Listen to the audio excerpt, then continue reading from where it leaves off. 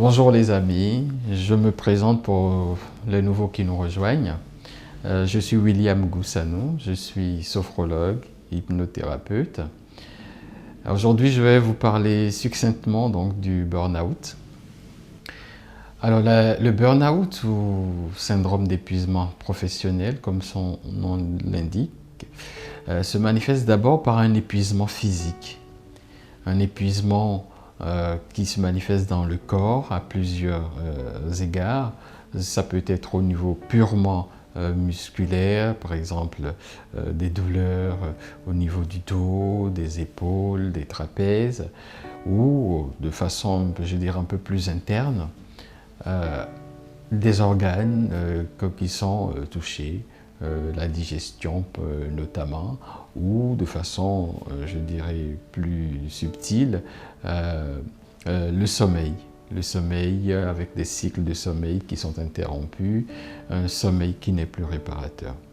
Pour parler donc brièvement du burn-out, s'il y a quelque chose à retenir, c'est que c'est un syndrome d'épuisement professionnel qui survient quand le stress dure trop longtemps au niveau professionnel, et cela se manifeste par un épuisement physique, un épuisement, une dépersonnalisation. La personne a l'impression d'être vraiment en retrait par rapport à son travail. La motivation, l'implication n'y sont plus. Et le troisième aspect, c'est vraiment le sentiment d'incompétence. Arrivé à un certain niveau, la personne a l'impression de ne plus savoir faire grand-chose, de ne pas être compétente. Donc ces trois dimensions que sont l'épuisement, la dépersonnalisation et le sentiment d'incompétence sont vraiment le triptyque à surveiller dans le diagnostic de l'épuisement professionnel. Comment sortir de cet épuisement professionnel? Plusieurs solutions sont possibles, mais la première que je recommande, c'est d'accepter d'en parler. D'accepter d'en parler suppose d'abord d'avoir pris conscience de ce qui se joue, d'avoir pris conscience qu'au niveau de son travail, cela ne va plus, qu'on est en état de stress prolongé, de stress aigu, qu'on n'arrive plus à réaliser les tâches dans les délais impartis, qu'on n'a plus cette motivation au travail. Première solution, c'est oser en parler. Et oser en parler suppose de reconnaître la situation telle qu'elle est.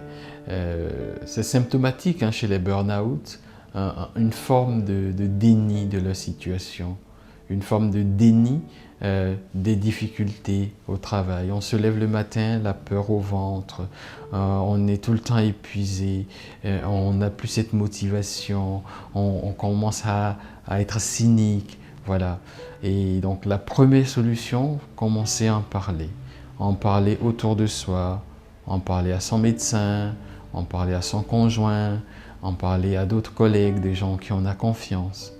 C'est la première recommandation. Le burn-out survient donc quand le stress est prolongé et que les stratégies de la personne pour y répondre font échec.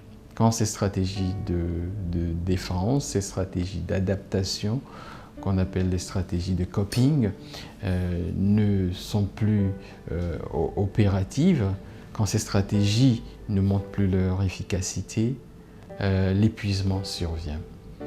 D'où la nécessité aussi, en deuxième recommandation, d'apprendre à dire non.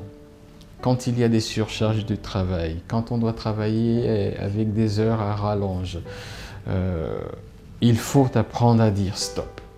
Mon corps me dit stop, apprendre à écouter son corps, apprendre à respecter son corps, apprendre également donc, à mettre des barrières, des limites, dire non, ça je ne peux plus, ça je n'accepte plus.